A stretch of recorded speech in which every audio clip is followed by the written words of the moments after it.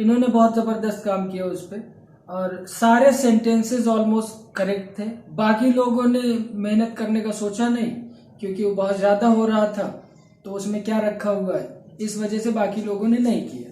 चले हम लोग स्टार्ट करते हैं present and definite. Present and definite के बारे में एकदम बेसिक तरीके से बेसिक से बात करेंगे। ठीक है, फ्यूचर के बारे में बात करेंगे। फ्यूचर इंडेफिनिट हमने 9-10 तक पढ़ा ही है, 12 तक भी पढ़ा होगा। उसमें जैसे हम पढ़ते हैं थोड़ा सा यहाँ पर अलग पढ़ना पड़ेगा। जैसे कि वहां पर हम विल और शैल का यूज पढ़ते थे, आई वी के साथ शैल लगाते थे, ठीक है, और बाकी के साथ विल लगाते थे। यहाँ पे हम शैल का यूज नहीं करेंगे क्योंकि मॉडर्न टाइम्स में आज के जमाने में शैल का यूज फ्यूचर में ना होके उसका एक अलग यूज है। उस पर मैं सेपरेटली आपको उस पर एक लेक्चर कर दूंगा, तो वो आपको क्लियर हो जाएगा। तो वो नहीं सोचना है कि इसमें विल शैल वो सब नहीं, सबके साथ विल लगाना है। ठीक है, अब विल के बारे में मैं आपको थोड़ी सी बात बता दूं।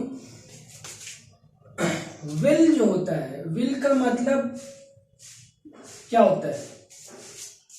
विल का मतलब एक तो यहाँ पर हम हेल्पिंग वर्ब के तौर पे ले रहे हैं, पहली चीज ये हेल्पिंग वर्ब के तौर पे हम लेंगे। यहाँ पर विल का मतलब होता है वसीयत भी होता है। ठीक है, मरने से पहले इंसान जो है अपनी विल छोड़ के जाता है जायदाद वगैरह को लेके, वसीयत हो गया। इसके अलावा विल मतलब जैसे आपने एक शब्द सुना होगा विल पावर, इच्छा शक्ति। ठीक है, सो विल पावर भी हमने एक सुन रखा है, विल पावर। साथ ही साथ इसका मतलब दृढ़ संकल्प से भी है, मजबूत इरादे से, यानी पक्का इरादा जब होता है तब उसको भी हम विल कहते हैं, पक्का इरादा। लेकिन हम जो आज करने जा रहे हैं वो सिर्फ और सिर्फ हेल्पिंग वर्ब होगा। हेल्पिंग वर्ब के तौर पे हम इसका इस्तेमाल देखेंगे। मैंने इधर कुछ सेंटेंसेस लिख दिए हैं, पहले इसके बारे में देख लें। देखिए सब में लास्ट में क्या रहा है, गा गी गे, सॉरी गा गी गे गी गा, सब में ये हिंदी की पहचान है। हिंदी या उर्दू में आप जब कोई जुमला या वाक्य लिखते हैं, आखिर में अगर हिंदी में या अपने लैंग्वेज में हम जब ये देखते हैं गा गी गे ऐसा कुछ आता है, तो ये सब क्या है, फ्यूचर इंडेफिनिट। अब बात एक और ध्यान से सुनिएगा, मैं इसकी सिचुएशन बताता हूं आपको। सिचुएशन ये है कि मैं प्रेजेंट टाइम में हूं, ठीक है। अब से ठीक 5 मिनट बाद मैं आपको पढ़ाऊंगा या 2 मिनट बाद पढ़ाऊंगा, यानी मैं अभी बता रहा हूं कि ये काम मैं करूंगा आने वाले वक्त में, आने वाले समय में। ये क्या हो जाएगा, फ्यूचर इंडेफिनिट हो जाएगा। यानी प्रेजेंट टाइम में रहते हुए फ्यूचर के बारे में बताना, आने वाले टाइम के बारे में बताना, ये हमको इसमें देखना रहेगा। प्रेजेंट इंडेफिनिट बहुत इजी है, बहुत ही इजी है, इसमें कोई मामला नहीं है। बस हमको पहले मैंने वैसे भी सब इजी वाले ही कराने हैं, इसके बाद थोड़ा सा मुश्किल और फिर सबसे मुश्किल वाले करेंगे हम। सो इसका मैं फॉर्मूला आपको स्ट्रक्चर लिखा देता हूं, उसके बाद आगे इस पे हम इसको ट्रांसलेट करते हैं। बहुत इजी में हम सबसे पहले रखेंगे सब्जेक्ट रखेंगे, फिर उसके बाद विल रखेंगे और फिर वर्ब की फर्स्ट फॉर्म रखना है। बाकी आपका ऑब्जेक्ट, या आपको ऑलरेडी मैं बता चुका हूं, ऑब्जेक्ट या फिर और भी जितना अदर वर्ड्स रहेंगे वो सब आ जाएंगे। तो ये इतना सिंपल सा फॉर्मूला है, इसको आप नोट कर लीजिए। देखिए बेहतर तरीका ये है कि आखिर में आप ऐसे किनारे हो जाओगे तो आप उसका स्क्रीनशॉट भी ले सकते हैं, लेकिन बेहतर ये है कि आप कॉपी पेन के साथ रहें, एक एक चीज करते जाए मेरे साथ, या मुझसे भी पहले कर ले क्योंकि ये सब पढ़ा हुआ है। फिर भी चलिए पहला देख लेते हैं, वह झूठ बोलेगा। ठीक है, तो सब्जेक्ट क्या है, ही। सब्जेक्ट क्या है, ही के बाद देखिए सब्जेक्ट हो गया, ही के बाद हम क्या रख देंगे, will, he will, he will। अब देखिए वर्ब क्या है यहाँ पे, झूठ बोलना। झूठ बोलना यहाँ पर मेन वर्ब है, मेन वर्ब है, काम है, क्रिया है, एक्शन है। So he will. अच्छा, झूठ बोलने की इंग्लिश मैंने क्या बताई है, tell a lie, tell a lie. He will tell a lie. अब ये बताइए कितना इजी था ये। सब्जेक्ट रख दिया, फिर हमने हेल्पिंग वर्ब रख दी, फिर मेन वर्ब रख दिया। उसके बाद अगर होता कुछ और, वो ऑब्जेक्ट हो जाता है। ठीक है, अब मैं आप लोगों से पूछता हूं, रैयान साहब, रैयान जी बेटा, सफेद झूठ की इंग्लिश क्या बताई थी मैंने?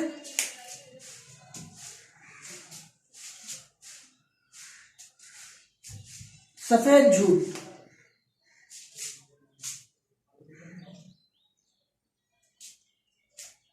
कोई और बता दे रैयान को। ब्लैटेंट लाई, अ ब्लैटेंट लाई, अ ब्लैटेंट लाई, अ ब्लैटेंट, ब्लैटेंट लाई। ठीक है, चलिए। वह हाँ में सर हिलाएगा। जैसे हमारे टीचर पूछते हैं कि आपने होमवर्क किया तो आप करके आते हैं, तो आप हाँ ऐसा इशारा करते हैं। हाँ में जब आप इशारा करते हैं उसको बोलते हैं नोड, NOD। ठीक है, तो सब्जेक्ट क्या है यहां पर, यू, तुम। यू के साथ क्या आ जाएगा, helping verb. Her bar you will. और हाँ में सर हिलाने को अभी मैंने बताया, क्या बताया, node. He will, sorry, you will node. किसी को कोई समस्या? कोई समस्या नहीं, मतलब रिस्पॉन्स ही नहीं कर रहा तो मतलब मैं समझ लूंगा कि समस्या नहीं है। ये अच्छा है। वह ना में सर हिलाएगा, इसको कौन बताएगा? ऑफलाइन वाली क्लास से कोई बता दे।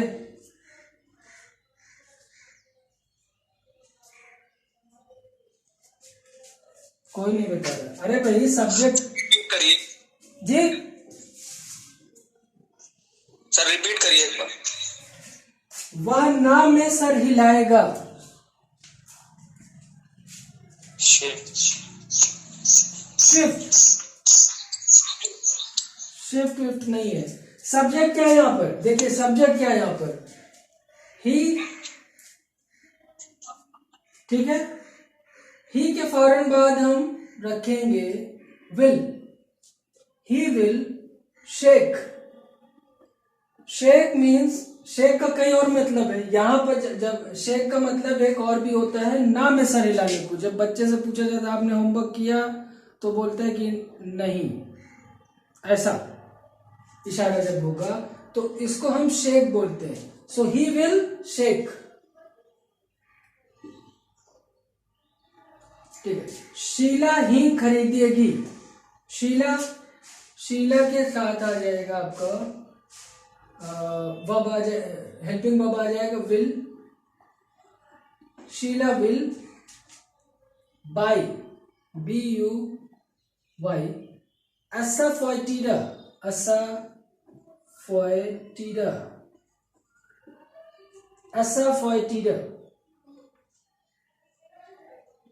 आगे देखते हैं, वे शोरगुल मचाएंगे।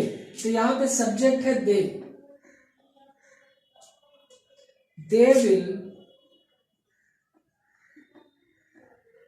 They will make a noise. Make a noise. शोरगुल मचाने को क्या बोलते हैं, to make a noise। कितना इजी है। आज बारिश होगी। अब यहां पे सब्जेक्ट क्या आएगा, it.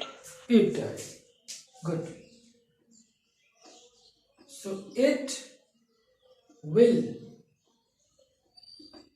rain today. It will rain today.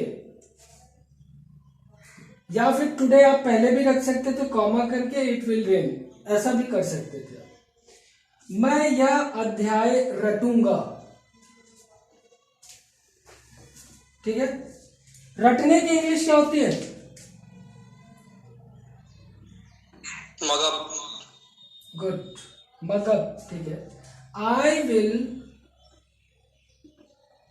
मगब कर सकते हैं, मगब दिस लेसन, और मगब की जगह आप क्या कर सकते हैं, यहां पे मैंने माई अप लिख दिया, मग अप, ठीक है। मगब की जगह आप क्या लिख सकते हैं, rote, ROTE, rote. I will mug up this lesson या आई रोट दिस लेसन। अच्छा, आई विल को आजकल शॉर्ट में आइल बोलते हैं, आइल, ठीक है। यू विल, वो अलग से मैं बताऊंगा उसको। सो आइल मगअप दिस लेसन, इस चैप्टर को, ये ऑब्जेक्ट हो गया आपका। वह अपनी पत्नी के इशारों पे नाचेगा, as always, as usual. So he will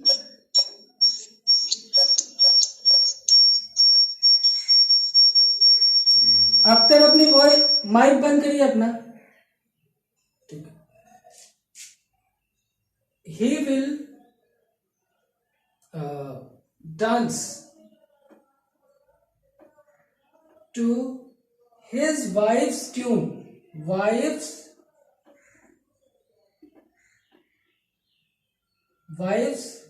tune, TUNE।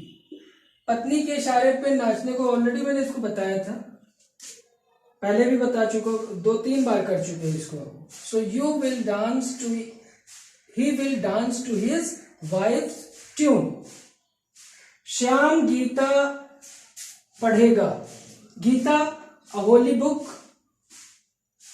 पवित्र पुस्तक है गीता, ठीक है। उस पुस्तक को वो पढ़ेगा, कौन, श्याम। सो श्याम विल, अब क्या आएगा, रिसाइट,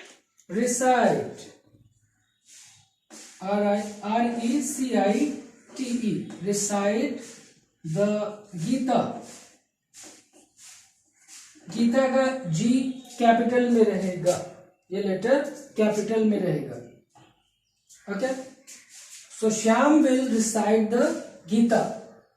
रिसाइट किसके लिए आता है, जितने भी होली बुक्स हैं, लाइक कुरान, ठीक है, बाइबल और गीता, रामायण, महाभारत, कुछ भी ऐसा होगा तो हम उसके साथ रीड ना करके रिसाइट करेंगे।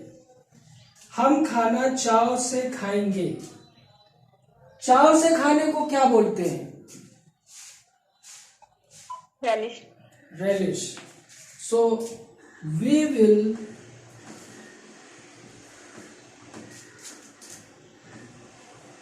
relish the food, okay? We will relish means होता है चाव से खाना, और ये खाना जो बाद में मैंने द फूड किया, ये पहले वाला है। सो चाव से खाने को क्या बोलेंगे, रेलिश और फूड। सो क्या है subject, we will relish the food. ये बताइए, इसमें कोई प्रॉब्लम है किसी को? No sir.